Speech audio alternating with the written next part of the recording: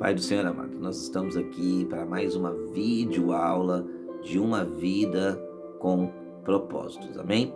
E hoje nós vamos estar aqui tratando a respeito do segundo propósito que nós vamos aprender que Deus tem para com as nossas vidas, amém? Nós vimos aí na videoaula passada que o primeiro propósito é que nós fomos criados para adorar ao Senhor, amém? E agora aqui nós vamos entrar nesse segundo propósito e o tema que o livro nos dá, o tema principal é: você foi formado para fazer parte da família de Deus, amém?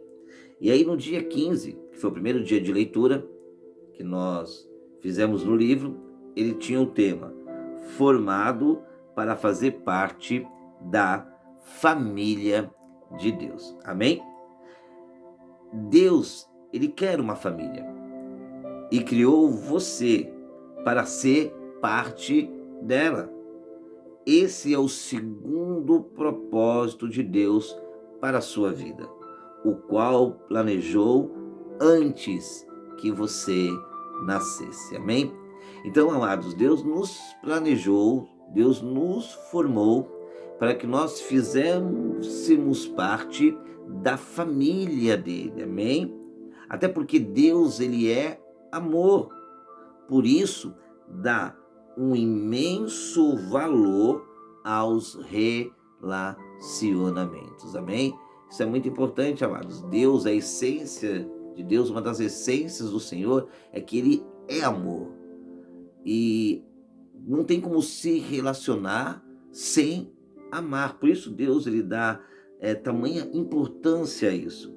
Quando colocamos nossa fé em Cristo, Deus se torna nosso Pai, nós nos tornamos seus filhos e os outros cristãos se tornam nossos irmãos e irmãs. E a igreja se torna uma família espiritual. A família de Deus inclui todos os cristãos do passado, do presente e do futuro.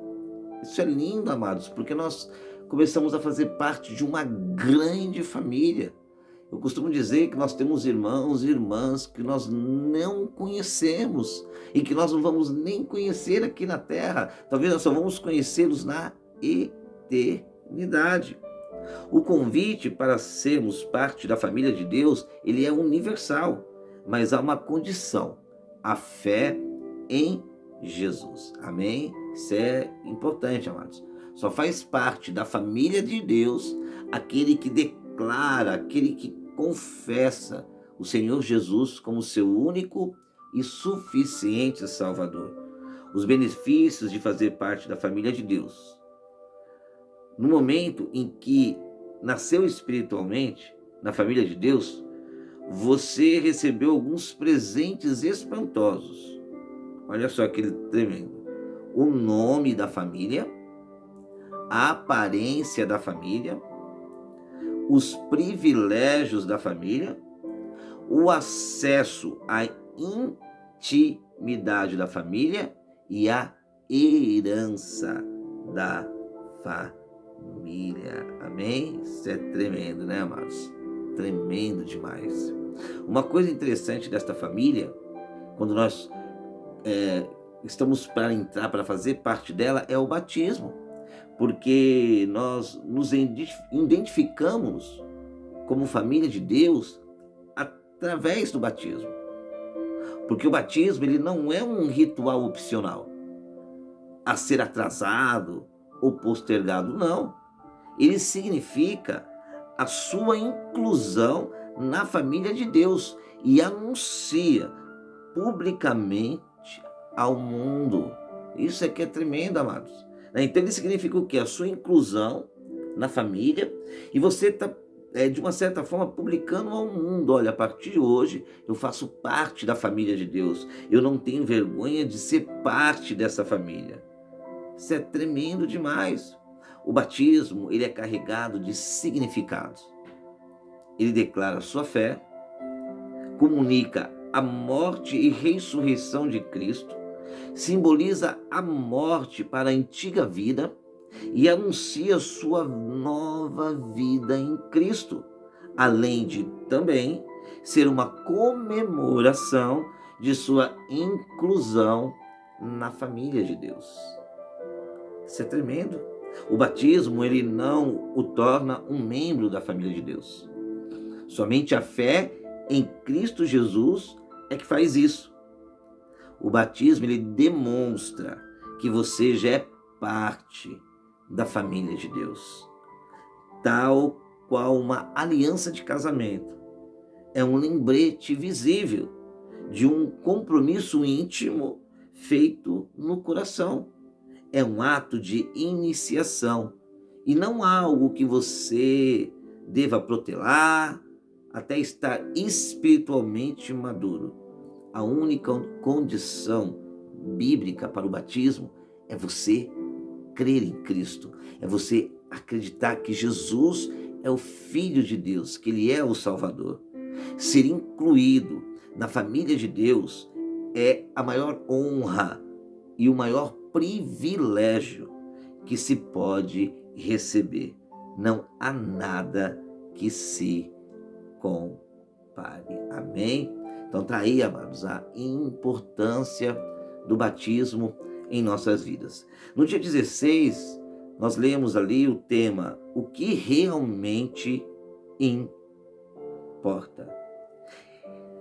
E viver, amados, consiste em amar.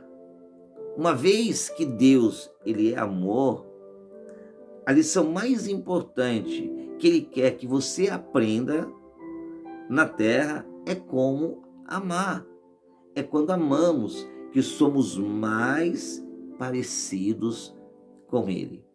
A melhor utilidade que se pode dar à vida é amar. A vida sem amor não tem realmente nenhum valor. Após aprender a amar a Deus, que é adorá-lo, nós devemos aprender a amar os outros, porque este é o segundo propósito para as nossas vidas. Os relacionamentos e não as realizações ou as compras de bens são o que mais importa na vida. O amor, amados, ele é para sempre. Seremos avaliados quanto ao nosso amor. A melhor expressão do amor é o tempo. O melhor momento para amar é agora. Amém? Isso é tremendo, amados, né? A melhor expressão do amor é você dedicar o seu tempo às pessoas às quais você ama, sejam as pessoas da sua família, sejam as pessoas da família de Cristo, como nós estamos vendo aqui. E o melhor momento para amar, amados, não é amanhã, não é depois, não é daqui a alguns segundos, não, é o agora, é o já. Amém? Em nome de Jesus. No dia 17, nós lemos o tema: um lugar ao qual pertencer. E nós, cada um de nós, fomos chamados para participar, não somente para crer. E participar, amados, da igreja. Porque a igreja, ela é um corpo, não um edifício, um organismo, não uma organização. Isso é tremendo, amados. Você foi criado para uma função específica, mas irá perder esse segundo propósito para a sua vida se não estiver agregado a uma igreja local. Se um órgão é de alguma forma desligado do corpo, ele murcha e morre. Ele não pode existir por si mesmo, nem você. Desligado e arrancado do sangue vital da igreja local, Sua vida espiritual pode acabar, pode deixar de existir. É por isso que o primeiro sintoma de declínio espiritual é normalmente o comparecimento irregular aos cultos e às outras reuniões. Sempre que nos tornamos descuidados com a igreja, todo o resto também começa a desmoronar. Isso é sério, amados. Nós somos um órgão do corpo de Cristo. Se eu arrancar esse dedo da minha mão, o que vai acontecer com ele? Ele vai morrer, amados, vai apodrecer e acabou. E assim é conosco no corpo de Cristo. Sua comunidade local tem a importância de fazer parte de uma igreja local. Existe a comunidade local, hoje existem várias comunidades locais e existe essa importância de nós estarmos incluídos nessa comunidade local.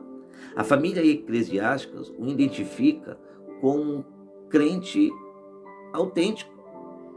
Eu não posso afirmar que sou um seguidor de Cristo se não sou comprometido com um grupo específico de discípulos.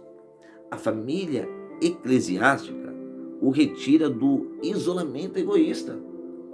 A igreja local, amados, é a sala de aula onde nós aprenderemos a nos relacionarmos como família de Deus. Fazer parte da igreja ajuda a desenvolver músculos espirituais. Somente a plena participação nas atividades da igreja local desenvolve esses músculos espirituais. O corpo de Cristo, ele precisa, amados, de cada um de nós. Você participará na missão de Cristo aqui neste mundo. A família de Deus irá impedi-lo de decair. Está tudo na igreja. Ele criou a igreja para satisfazer suas 5 necessidades mais cruciais. Um propósito para o qual viver, pessoas com quem viver, princípios pelos quais viver, uma profissão para se sustentar e força para seguir vivendo. Não há nenhum outro lugar na terra em que você possa achar esses 5 benefícios em um só lugar. Sua escolha. A diferença entre visitar a igreja e ser membro da igreja está no comprometimento. Os visitantes são espectadores que ficam à parte. Membros se envolvem no ministério. Os visitantes, eles consomem membros, contribuem. Visitantes querem os benefícios que a igreja traz, sem participar das responsabilidades. São como casais que querem viver juntos sem se casar. Porque é importante se juntar a uma igreja local. Porque isso prova que você está de fato comprometido com seus irmãos e irmãs espirituais. Não somente, amados, de uma forma teórica. Você se torna cristão ao se comprometer com Cristo, mas se torna membro de uma igreja ao se comprometer com um grupo específico de cristãos. A primeira decisão traz a salvação. A segunda traz a comunhão. Amém? Isso é muito importante, amados. Nós fomos criados para vivermos em comunhão. No dia 18, nós lemos o tema Tendo uma Vida em comum. E a vida, amados, ela foi feita para ser partilhada. Deus quer que vivamos juntos. A Bíblia chama essa experiência compartilhada de comunhão. A real comunhão significa muito mais do que apenas aparecer nos cultos e ter a vida em comum. O corpo de Cristo, assim como o seu próprio corpo, é na verdade um conjunto de muitas pequenas células. Por essa razão, todo cristão deve estar envolvido em um grupo pequeno de igreja, seja um grupo de estudo, seja uma célula mesmo, uma igreja que trabalha em células ou até em grupos pequenos. É ali que ocorre a verdadeira comunhão e não nas grandes reuniões. Qual é a diferença entre a comunhão verdadeira e a falsa? Na comunhão verdadeira, as pessoas encontram autenticidade. Isso é necessário, amados, sermos sinceros com nós mesmos e com os outros, porque na comunhão verdadeira existe essa autenticidade. Na verdadeira comunhão, as pessoas encontram reciprocidade. Uns ajudam os outros. Na verdadeira comunhão, as pessoas encontram compaixão. Nós ajudamos os outros a carregarem os seus fardos. Na comunhão verdadeira, as pessoas encontram misericórdia. Amém? No dia 19, amados, nós lemos ali cultivando a comunidade. E a comunidade, ela exige esse comprometimento. Amém?